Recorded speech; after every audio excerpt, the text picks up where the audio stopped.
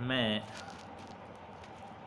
Shankarlal Beniwal, assistant professor physics, SBD government PG college Sardarshahar से आपके लिए यूट्यूब पर एक नया वीडियो लेकर उपस्थित हुआ हूँ। हम बीएससी फाइनल ईयर की इलेक्ट्रॉनिक्स बुक की पहली यूनिट, जिसमें मैं पूर्व में भी बता चुका हूं कि हम क्या पढ़ेंगे। अगर आपने अभी दूसरा वीडियो ज्वाइन किया है तो मेरा पहला वीडियो भी देख लीजिए, ताकि आपको पता चल जाए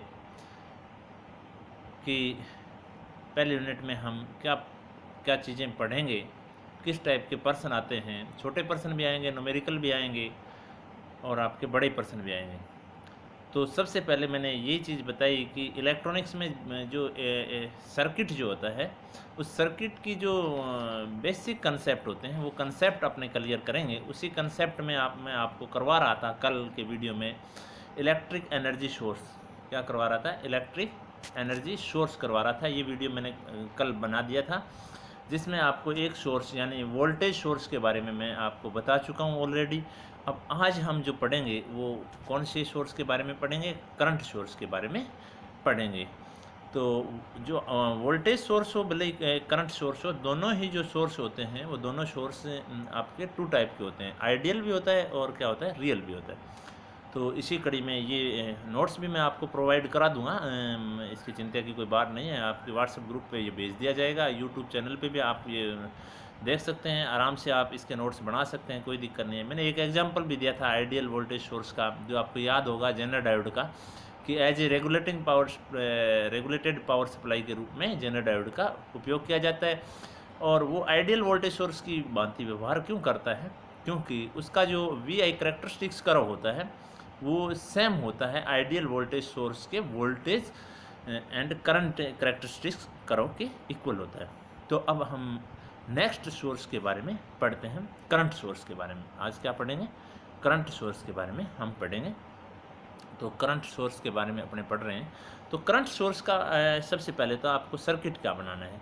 मैंने आपको बताया कि जब भी आप किसी सर्किट में वोल्टेज सोर्स दिखा रहे हो तो वोल्टेज सोर्स के सीरीज में, वोल्टेज सोर्स के सीरीज में उसका इंटरनल इम्पीडेंस दिखाया जाता है। क्या दिखाया जाता है? इंटरनल इम्पीडेंस या आंतरिक प्रतिबाधा दिखाई जाती है। करंट सोर्स में भी सोर्स की जो आंतरिक प्रतिबाधा होगी वो दिखाई जाएगी, परंतु वो क्या होगी? सीरीज में नहीं होगी। क्या नहीं होगी? सीरीज में नहीं होगी। उसको किसके पैरेलल में दिखाना पड़ेगा? जो आपने करंट सोर्स जो लगाया है, मैंने यहाँ पे IS करंट सोर्स लिया है, इस सोर्स की जो इंटरनल इम्पीडेंस है वो इंटरनल इम्पीडेंस कितनी है? ZS है। वो ZS मैंने कहाँ दिखाई है? पैरेलल में दिखाई है। कहाँ दिखाई है? पैरेलल में। और इस ZS के पैरेलल में क्या दिखाया गया? लोड दिखाया गया। क्या दिखाया गया? लोड दिखाया गया। देखिए, अब देखिए यहाँ पर क्या चीज़ है। यहाँ से IS करंट आने के बाद देखिए IS करंट आई आपकी, IS करंट कितने भागों में डिवाइड होगी? एक तो IL जो लोड की ओर जा रही है, और सेकंड वाली है वो कौन सी में जा रही है? ZS में जा रही है, जो कि आपका क्या है? इंटरनल इम्पीडेंस है। अब ये चीज़ आपने करंट सोर्स के बारे में दिखा दी। अब आइडियल कौन सा होता है और रियल क्या होता है? अब आइडियली रूप से तो कोई भी दुनिया में चीज़ हो ही नहीं सकती। माना जाता है कि आइडियल हो सकती है ऐसी कोई चीज़। तो आइडियल के लिए अगर यहाँ इस सर्किट को देखिए, आप इसी सर्किट को आप दोबारा देखिए। इस सर्किट में यहाँ पे करंट जा रही है, आपको ये पता चल रहा है कि ये जो करंट जा रही है ये नहीं जानी चाहिए किसी भी रूप में। अगर नहीं जाएगी तो सोर्स होगा वो सारा का सारा करंट किसको देगा? लोड को दे देगा। आप चाहेंगे कि आपके घर में क्या चल रहा हो? हीटर चल रहा हो और हीटर के पैरेलल में कोई और चीज़ चल रही हो, मतलब जो फिजूली हो, फालतू में चल रही हो, ऐसा तो नहीं चाहेंगे आप। तो ये जो करंट है ये आपका क्या कर रहा है? व्यवहारिक रूप से ये जो लोड है ये नहीं होना चाहिए। ये यहाँ जो लोड है ZS का जो लोड है वो नहीं होना चाहिए। तो नहीं होगा। करंट कब नहीं जाएगी? किसी जगह करंट कब नहीं जाती? करंट तब नहीं जाती जब वहाँ पे इम्पीडेंस क्या हो जाए? इन्फिनिटी हो जाए, या वायर बिल्कुल क्या हो? ओपन हो, यानी वायर ओपन हो। अगर वायर ओपन है तो इसका मतलब इम्पीडेंस कितना है? इन्फिनिटी। तो आइडियली रूप से आपके अगर जो इंटरनल इम्पीडेंस है करंट सोर्स के रूप में अगर आप दिखा रहे हैं वो इन्फिनिटी है या वायर आपकी ओपन है, तो उस टाइप के सोर्स को क्या कहते हैं? आइडियल करंट सोर्स कहते हैं। क्या कहते हैं? आइडियल करंट सोर्स कहते हैं। इसका वी आई करेक्टरिस्टिक्स करो देखें तो यहाँ पे लोड के रूप में दिखाऊंगा। आप लोड के रूप में क्या कर सकते हैं?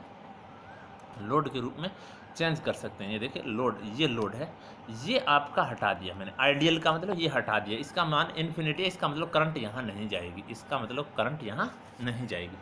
अब करंट कहाँ से गुजर रही है? करंट केवल यहाँ से गुजर रही है। अब आप क्या कर रहे हो? ये लोड चेंज कर रहे हो बार बार, तो आप चाहेंगे कि इसमें धारा का मान क्या हो? लगातार बदलता रहे? नहीं बदलना चाहिए धारा का मान। तो लोड जैसे जैसे बदल रहा हो वैसे वैसे धारा का मान तो नहीं बदलना चाहिए। तो ऐसा सोर्स जिसमें करंट क्या लोड पे डिपेंड ही ना हो, या फिर आप दूसरे शब्दों में कहें तो उसकी इंटरनल इम्पीडेंस क्या हो? इन्फिनिटी हो, इस प्रकार के सोर्स को क्या कहेंगे हम? आइडियली करंट सोर्स कहेंगे। अब देखिए आप इसका जो क्रम मैंने बनाया है, तो लोड ZL है इस साइड में, तो लोड जैसे जैसे बढ़ा रहे हैं वैसे वैसे करंट किसके बराबर? जो सोर्स ने जितनी करंट दी है उसके पैरेलल में ये ग्राफ आ रहा है। तो ये आइडियल करंट सोर्स होता है। आइडियल वोल्टेज सोर्स भी अपने पढ़ चुके हैं। अब देखिए अगले में, अब व्यवहारिक रूप से तो ऐसा संभव होता नहीं कि कोई भी चीज़ हो कि उसका इंटरनल इम्पीडेंस क्या हो? 0 हो। तो अगर इंटरनल इम्पीडेंस है तो पूरा डायग्राम को आप देखें, अगर इंटरनल इम्पीडेंस है, अगर इंटरनल इम्पीडेंस है, यानी ये जो सर्किट है, ये जो सर्किट आपका है, ये सर्किट आपका व्यवहारिक रूप से रिप्रेजेंट कर रहा है, यानी जो व्यवहारिक सर्किट होते हैं उसी को रिप्रेजेंट कर रहा है, यानी ZS तो होगा ही होगा, इंटरनल इम्पीडेंस तो होगा ही। तो ऐसे सर्किट को या ऐसे करंट सोर्स को अपने क्या कहते हैं? या फाइनाइट वैल्यू हो इंटरनल इम्पीडेंस की, तो उसको क्या नाम दिया जाता है? आपका रियली करंट सोर्स का नाम दिया जाता है। अब क्या होता है रियली करंट सोर्स में? क्या मतलब क्या हो रहा है? आप जैसे ही लोड को चेंज करेंगे, जैसे लोड को चेंज करेंगे, आपका क्या होगा? IS तो यहाँ से आ रही है, IS तो आपकी यहाँ से आ रही है, परंतु IS आ रही है तो I1 इधर जा रही है आपकी, तो IL का जो मान होगा, IL का जो मान होगा वो किस बात पे डिपेंड करेगा? IL का जो मान होगा वो डिपेंड करेगा आपका I माइनस आई एस कह दें, I माइनस आई एस पे डिपेंड करेगा। अब क्या चीज़ चेंज होगी? IL क्यों चेंज होगा? IL कम होगा या ज़्यादा होगा? ये बात आप ग्राफ से भी समझेंगे, यहाँ भी मैं समझा देता हूँ आपको। करंट कहाँ से गुजर रही है? अब देखिए करंट आपकी यहाँ से IS ही आएगी, आपने ये कम कर दिया, ये कम कर दिया, यानी IL का मान अधिक कर दिया, IL का मान अधिक कर दिया, तो करंट को आसान मार्ग कौन सा लगने लग जाएगा? ये आसान मार्ग लगने लग जाएगा। अगर ये आसान मार्ग हो गया तो करंट कहाँ से गुजरनी शुरू हो जाएगी? यहाँ से गुजरनी शुरू हो जाएगी। अगर यहाँ से गुजरनी शुरू हो गई करंट, यहाँ से गुजरनी शुरू हो गई, इसका मतलब यहाँ करंट क्या होगी? कम होगी। समझ गया?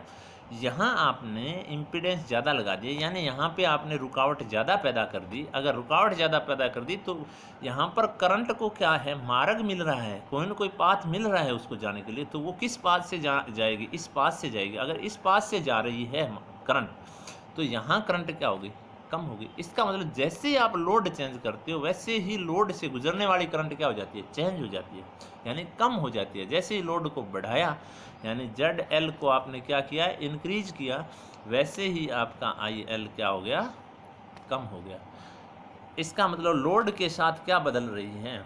लोड के साथ क्या बदल रही है? करंट बदल रही है। अगर करंट बदल रही है तो इस प्रकार के सोर्स को अपने क्या कहते हैं? रियली करंट सोर्स कहते हैं। सॉरी, आगे देखिए, आगे देखिए, अगला देखिए, इसका ग्राफ देखिए, ये डिके हो रहा है जैसे जैसे लोड बढ़ रहा है। मैंने यही चीज़ अभी समझाई आपको। जैसे जैसे क्या हो रहा था? ZL का मान बढ़ रहा था, वैसे वैसे I का मान क्या हो रहा है? घट रहा है, यानी लोड की जो करंट है वो क्या हो रही है? कम हो रही है। तो दिक्कत।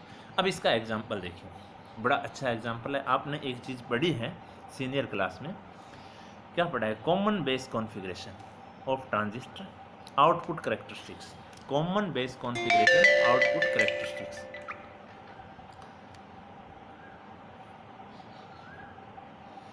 Common base configuration transistor output characteristics. देखिए मैंने क्या किया है, आउटपुट करेक्टरिस्टिक्स में मैंने अल्फ़ा यहाँ पे करंट गेन लिया है, आई ई एमीटर से गुजरने वाली धारा लिया है, तो ये एक करंट सोर्स के रूप में मैंने क्या दिखा दिया आपको, अल्फ़ा आई ई दिखा दिया मैंने। आउटपुट जो रेजिस्टेंस होता है कॉमन बेस ट्रांजिस्टर का, वो कितना होता है, मेगा ओम की कोटि का होता है। तो ये एक डायग्राम मैंने बनाया है, यहाँ से ध्यान से देखिए। अल्फ़ा आई ई के रूप में तो मैंने क्या दिखाई है, सॉरी, अल्फ़ा आई ई के रूप में तो मैंने क्या दिखाया, अल्फ़ा आई ई के रूप में तो मैंने ये करंट सोर्स दिखा दिया, यानी आउटपुट में कितनी करंट है, अल्फ़ा आई ई है, और आउटपुट का जो एमीटर और किसके बीच में, कलेक्टर के बीच में जो रेजिस्टेंस है वो कितना है, आर नोट है, वो जो कि क्या होता है आउटपुट करेक्टरिस्टिक्स में मेगा ओम की कोटि का होता है। तो ये यहाँ पे अगर आप लोड जोड़ दें, यहाँ पे लोड जोड़ दें, तो ये एज ए सोर्स की भांति आपका काम कर लेगा।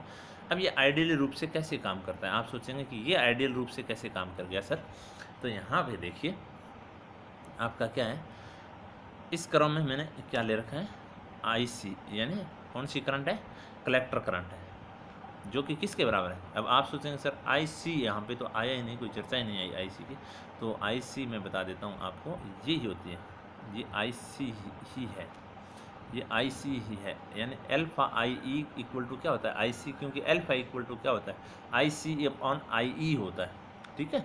तो ये आई सी है, यानी अल्फ़ा आई ई कह दें यहाँ पर इस एक्स पे, और यहाँ पे मैंने लिया वी सी बी, यानी कलेक्टर बेस वोल्टेज लिया है, कलेक्टर एंड बेस के बीच में क्या वोल्टेज है, तो आई वी आपका करेक्टरिस्टिक्स करा है।